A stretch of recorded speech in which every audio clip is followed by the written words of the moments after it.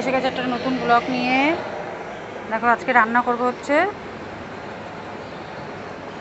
নিরামিষি থোর। দেখো থোরগুলো ভালো কেটে নিয়েছি, ভালো করে কুচি কুচি আলু ভাজার মতন। থোর সবাই কম বেশি সবাই জানো কাটতে। এবার কেটে এগুলো ধুয়ে নেব। সবাই কেমন আছো? দেখো আজকে রান্না করব নিরামিষি থোর। থোরগুলো কেটে ভালো করে কেটে নিয়েছি, আঁশগুলো ছাড়িয়ে নিয়েছি, ভিতরে যে আঁশ হয় আঙুল দিয়ে ঘুরিয়ে ঘুরিয়ে, সেটা সবাই জানো তোমরা। তা দেখো ওগুলো কেটে এবার ধুয়ে নিচ্ছি, ধুয়ে বসাবো। এবার দেখো থোরটা ধুয়ে নিয়েছি। এবার এদিকে দেখো কড়াইটা গরম হয়ে গেছে, তেলটাও দিয়ে দিয়েছি। এবার একটা শুকনো লঙ্কা, 5 ফোড়ন দিয়ে দেবো, ফোড়নে আর একটা তেজপাতাও দিয়ে দেবো। এদিকে দেখো একটা মশলা তৈরি করে নেবো।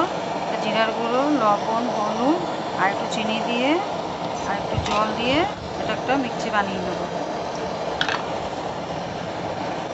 তেলের মধ্যে দিয়ে দেবো চেরা কাঁচা পাকা লঙ্কা, আর এরকম মিক্সি করা মশলাটা এর মধ্যে দিয়ে দেবো।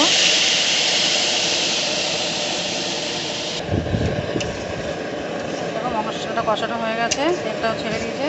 এবার থোরগুলো দিয়ে দেবো। এদিকে দেখো অনেকটা জল টেনে গেছে, কারণ আমি ধুয়ে আর নিগড়ে দিইনি নুন দিয়ে মেখে, কারণ অনেক কচি ছিল একদম, তো জানি একদম গলে যাবে। চালগুলো দেখো একদম মিহি হয়ে গেছে, একদম মাখা মাখা হয়ে যাবে। আবার নামিয়ে নেবো। আমি মাঝখানে একবার নেড়েছিলাম, আর একটু হলেই হয়ে যাবে। আবার ঢেকে রেখে দেবো। প্রায় হয়ে গেছে, জলটা টেনে নিয়েছে।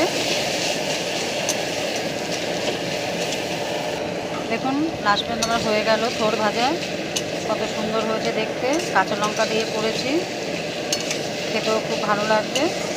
ঘরোয়াভাবে ঘরে যা থাকবে তাই দিয়েই করলে নিরামিষই খুব ভালো লাগবে খেতে। আপনারা একবার খেয়ে দেখবেন এরকম। এবার আমার হয়ে গেছে, এবার আমি নামিয়ে নেব।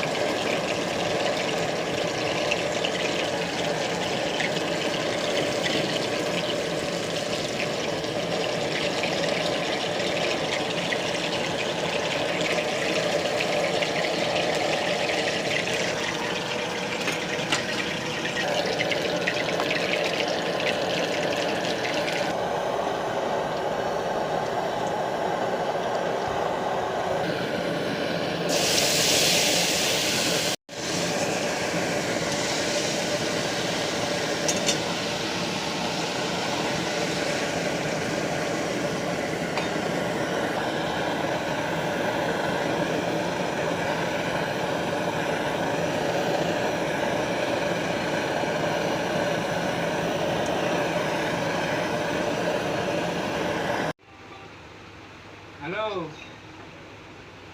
হ্যালো, বল বল।